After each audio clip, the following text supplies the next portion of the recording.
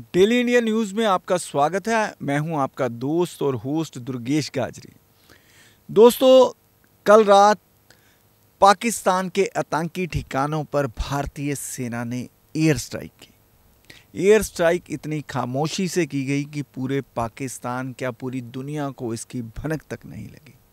पूरी दुनिया हैरान है कि भारत ने कैसे इतनी बड़ी प्लानिंग के साथ 9 आतंकी ठिकानों को ध्वस्त कर दिया और एक भी सिविलियन कैजुअल्टी नहीं हुई।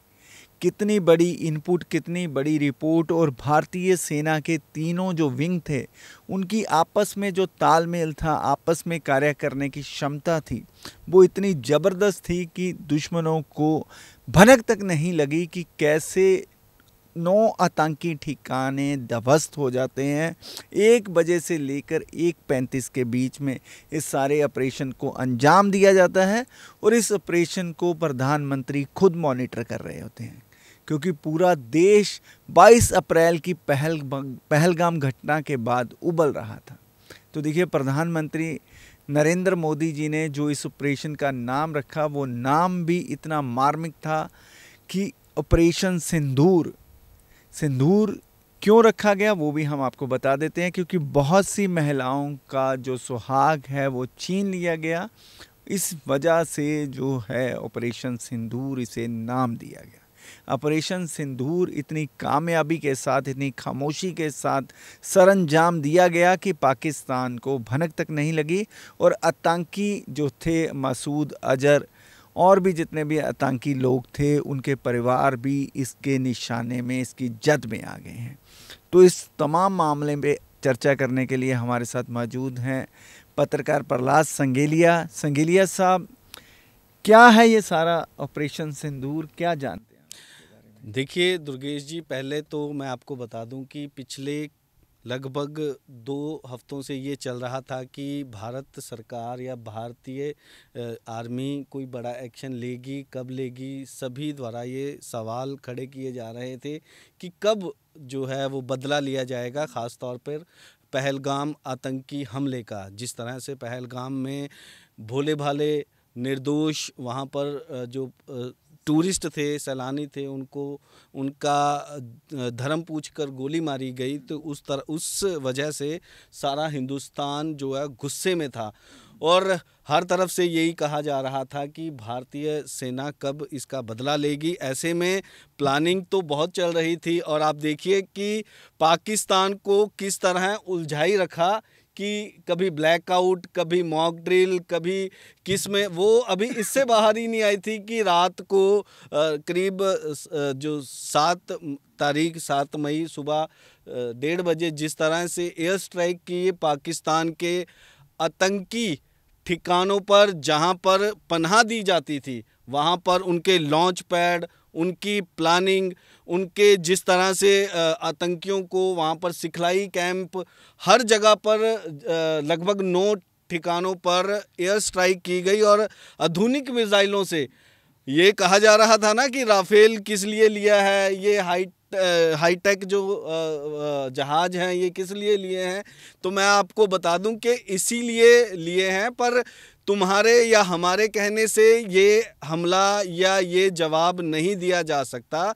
ये डिफेंस का मैटर है, सारी प्लानिंग के साथ, और किस तरह इसको सफल बनाया जाए इसका सबसे अहम जो रोल रहता है। तो पूरी प्लानिंग के साथ जिस तरह से मुंह पर चपेड़ मारी है पाकिस्तान के, जिस तरह उनके अड्डों को उड़ाया है, उनके घर में घुसकर उनके जो ठिकाने हैं आतंकियों के वो निस्तो नाबूद किए हैं, तो इससे ना सिर्फ भारत में बल्कि पूरी दुनिया में हिंदुस्तानी आर्मी, हिंदुस्तानी सरकार, इनकी बहुत ज़्यादा वाहवाही हो रही है। हालांकि पाकिस्तान प्रहलाद जी अगला सवाल है कि पहली बार हुआ है कि पाकिस्तान पंजाब में जो आतंकी ठिकाने थे, जहां वो अच्छे तरीके से बर्ड फूल रहे थे और जो वहाँ भी स्ट्राइक हुई है। पीओके में अक्सर स्ट्राइक होती रहती थी, क्योंकि पीओके तो ये माना जाता है कि भारत की टेरिटरी है, भारत अपनी टेरिटरी में कभी भी जो है कार्यवाही कर सकता है। पर पहली बार हुआ है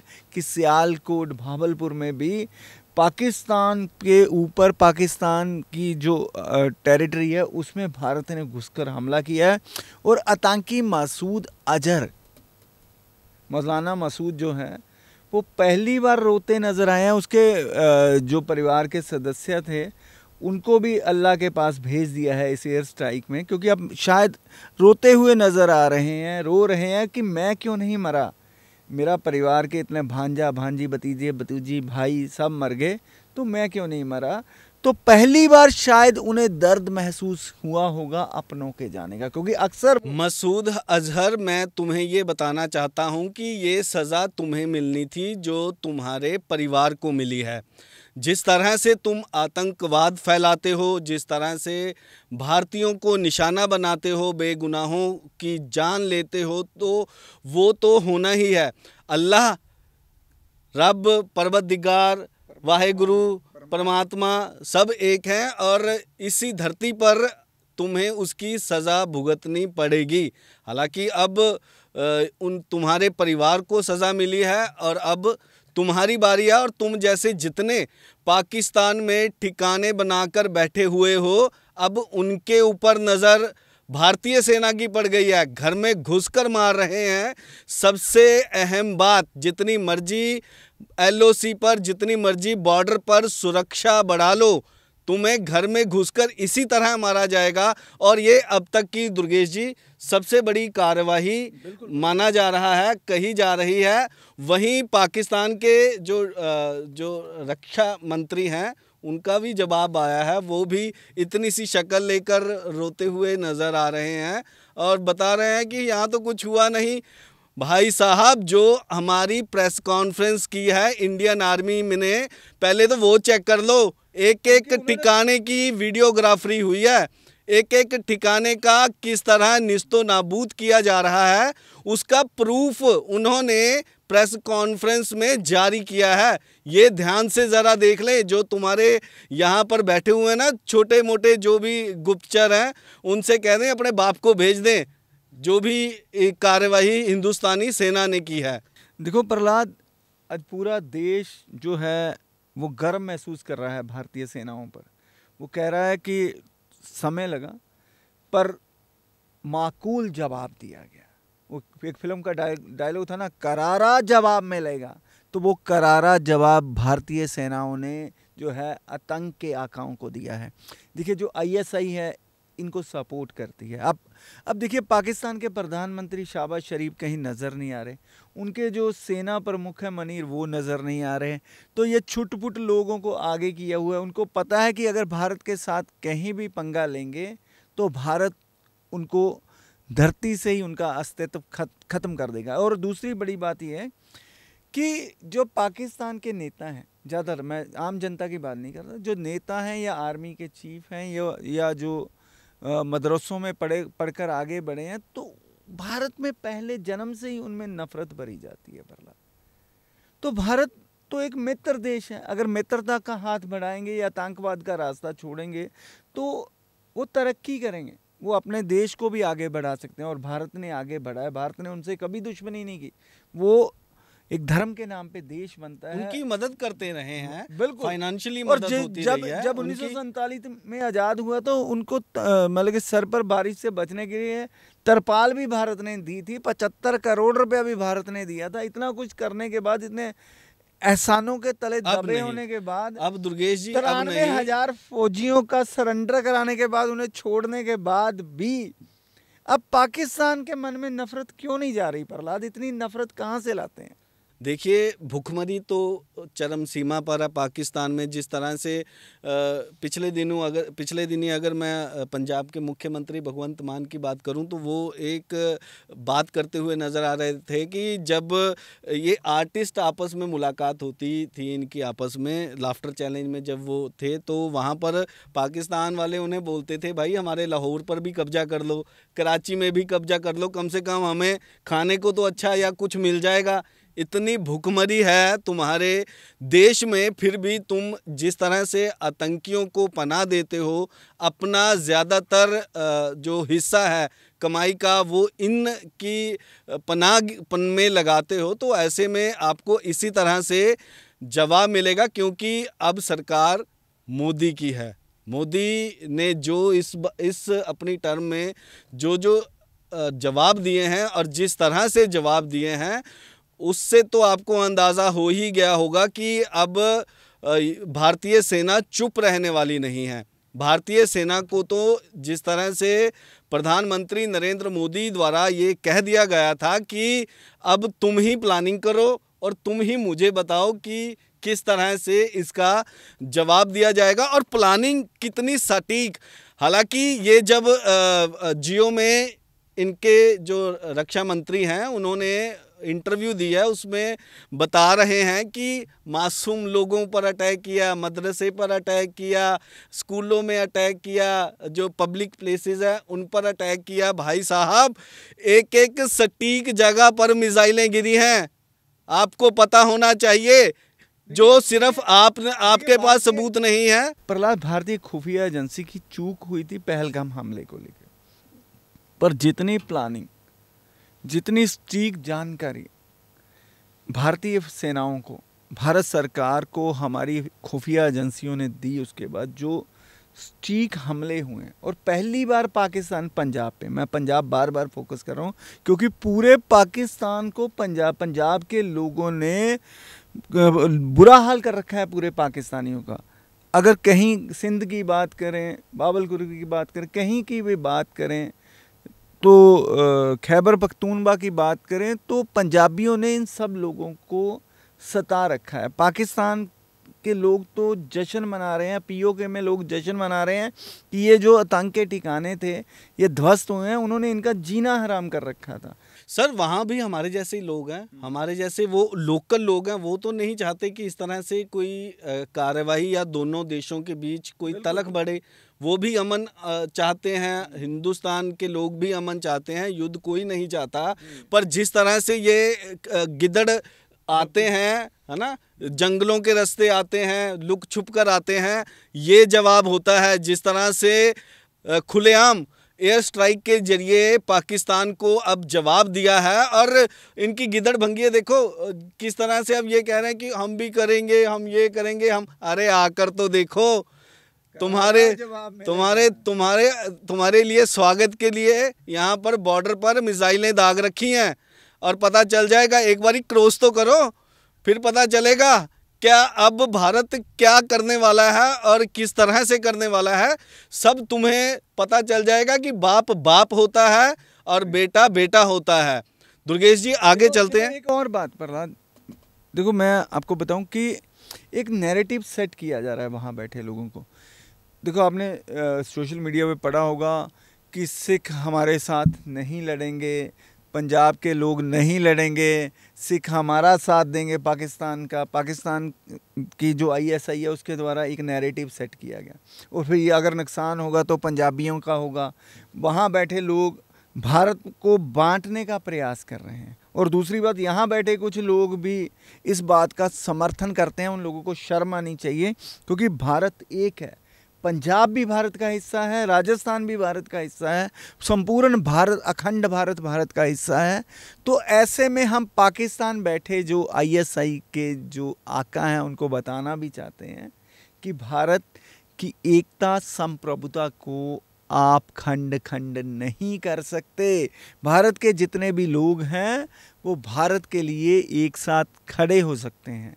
आपस में कुछ डिफरेंसेस हो सकते हैं, पर कोई भी अगर विदेशी आक्रमण होगा तो हम मिलकर आपको परोपर और करारा जवाब देंगे। तो ये गतिविधियां क्यों चलती हैं प्रहलाद की? ये दुर्गेश जी, मैं आपको यहाँ पर एक चीज़ और आपसे शेयर करना चाहता हूँ कि ये अमन था हमारे, है अभी, अगर हम कहें तो इसको भंग करने के लिए जिस तरह से पहलगाम में हिंदू मुस्लिम के वहाँ पर वो डिफरेंस क्रिएट करने की कोशिश की गई कि आप हिंदू हैं आपको गोली मार दी जाएगी, आप मुस्लिम हैं आपको छोड़ दिया जाएगा।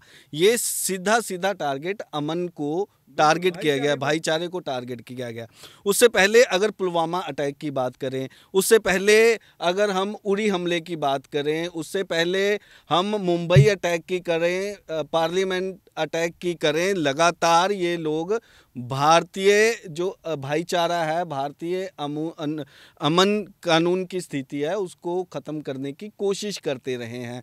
और मुझे लगता है कि थोड़ा सा भारत नरम दिल है और इनको हालांकि छोटे मोटे देखो इनके जवाब देने के बाद स्लीपर सेल भी होंगे ना भारत में। हाँ, भारत में इनके स्लीपर सेल भी हैं जो इनकी प्रौढ़ता करते होंगे कभी कभी। हाँ, वो तो है ही है, उनको भी अब तो ज़रूरत है ना। अब जिस तरह से जवाब दिया है हिंदुस्तान की सेना ने, अब इन्हें एक तो चीज़ क्लियर हो गई, भाई तुम एक मारोगे तो हिंदुस्तान 10 मारेगा। देखिए प्रहलाद, जो अंतर्राष्ट्रीय स्तर पर भी भारत की जो है पीठ थपथपाई जा रही है। अमेरिका ने कहा कि भारत को पूर्ण अधिकार था ऐसा हमला करने का। जापान, इजराइल, इंग्लैंड, ना जाने कितने देशों ने भारत का समर्थन किया, कि कोई भी देश जो है आतंकवाद का समर्थन नहीं कर सकता। गुड और बैड टेररिज्म कोई नहीं होता, टेररिज्म होता है। और पाकिस्तान तो आतंक की फैक्ट्री है। पाकिस्तान ने शुरू से लेकर अब तक सिर्फ आतंकवाद ही पैदा किया है। अगर मैं बात करूं सर, आईएसआई की फंडिंग इतनी बड़ी मात्रा में, उनके घर में रोटी नहीं है, लेकिन फंडिंग आईएसआई को इतनी की जाती है, इतना पैसा दिया जाता है कि ये देश अलग अलग देशों में जाकर वहाँ पर आतंकवाद फैलाएं। बिल्कुल पता नहीं इनको क्या मिलता है। देखिए, जो शांति से जो तरक्की की जा सकती है, जो देश को आगे बढ़ाया जा सकता है, जो जनता की भलाई की जा सकती है प्रहलाद, उस पर तो चलते ही नहीं है। हथियार, आतंकवाद, आईएसआई, भारत से कश्मीर को अलग करना है। भाई अपने लोगों के बारे में सोचो। आपको एक राष्ट्र मिला है, आपने एक अपना राष्ट्र बनाया, उस राष्ट्र के बारे में तो सोचिए, उस जनता की भलाई के बारे में सोचिए। आटा इतना महंगा हो रखा है, पेट्रोल इतना महंगा हो रखा है, डॉलर इतना महंगा हो गया, आपके पास अंतर्राष्ट्रीय मुद्रा कोष इतना कम रह गया है, तो आप कटोरा लेकर पूरी दुनिया में भीख मांग रहे हैं। तो फिर भी आपको समझ नहीं आ रही कि लड़ाई झगड़ा छोड़िए भाई साहब, अपनी औकात देखिए। हिंदुस्तान से आप लड़ने की बात चलो करते हैं, हम औकात की बात नहीं करेंगे, औकात सुधारिए। मैं तो यही कहूँगा कि आप प्रगति के मार्ग पे चलिए।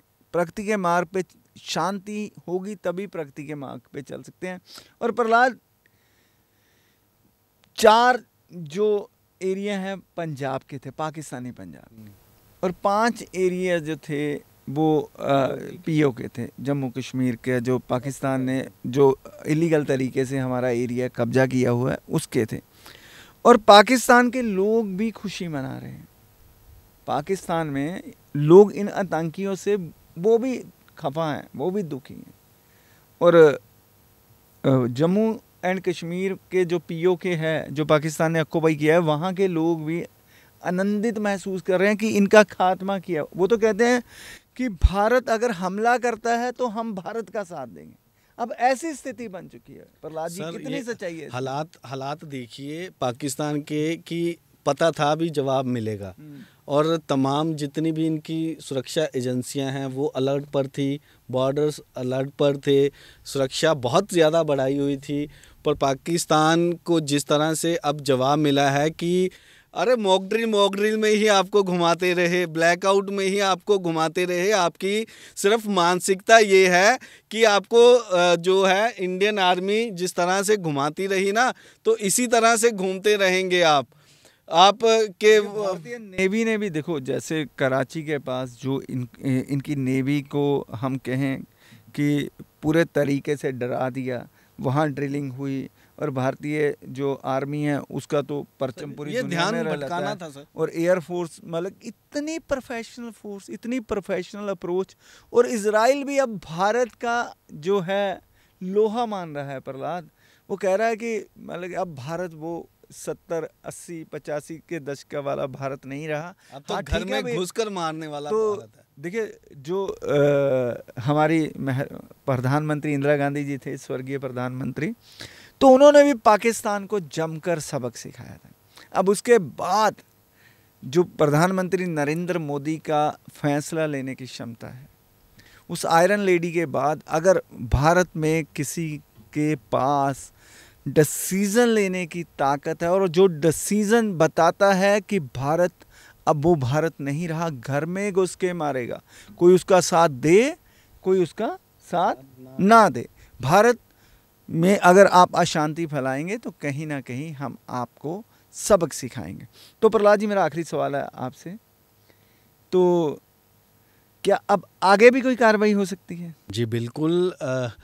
अभी तो प्लानिंग यही है, क्योंकि ये डिफेंस का मैटर है, किसी को किसी के बारे में ये जानकारी नहीं लीक की जा सकती या दी जा सकती कि हम आगे क्या करने वाले हैं। हालांकि कई चैनल्स ऐसे हैं, कई सोशल नेटवर्क्स ऐसे हैं जो ये बताते हैं कि ऐसा हो सकता है, वैसा हो सकता है। तो मैं जो देश के लोग हैं उनको भी ये जानकारी उन तक पहुंचाना चाहता हूं कि आर्मी और डिफेंस से जुड़ी कोई भी जानकारी बाहर नहीं दी जाती। ऐसे में मुझे भी कई कॉल्स आई हैं फिरोज़पुर से, गुरदासपुर से, कई लोग पूछ रहे हैं कि क्या होगा। मैंने कहा भाई किसी को कुछ नहीं पता क्या होगा। अभी सुबह जब मेरी बात हो रही थी तो मैंने कहा पता लग गया ना, यहाँ तो ब्लैकआउट, यहाँ तो मॉक ड्रिल चल रही है और रात में चकदिया एयर स्ट्राइक भी हो जाती है और बदला के 9 ठिकाने पर 24 मिसाइलें से हमला किया जाता है और इतनी बड़ी चोट पाकिस्तान को पहुंचाई जाती है। और गीदड़ बबकियां देने वाला पाकिस्तान, प्रहलाद, गीदड़ बबकियां देने वाला पाकिस्तान अब बिल्ली की तरह म्याऊं म्याऊं कर रहा है, उसको मालूम है। और जो पश्चिमी देश हैं उन्होंने भी कह दिया कि भूल कर भी वापस भारत की तरफ अटैक मत करना, नहीं दुनिया के नक्शे से तुम्हें मिटा दिया जाएगा। तो भारत इतनी बड़ी शक्ति है कि आपको दुनिया के नक्शे से मिटा सकता है। आप अपनी हद में रहिए, शांति से रहिए। अगर आप शांति से रहेंगे तो अगर आप दूध मांगोगे तो हम खीर देंगे, कश्मीर मांगोगे तो हम चीर देंगे। ये वाकया अक्सर याद रखिए कि हम शांति से, प्यार से आपको कुछ भी दे सकते हैं, पर अगर भारत में आतंक फैलाने की आप कोशिश करेंगे तो ऐसा ही करारा जवाब मिलता रहेगा। दर्शकों, समय हो गया आपसे इजाज़त लेने का। मुझे और प्रहलाद संगेलिया जी को दीजिए इजाज़त। नमस्कार।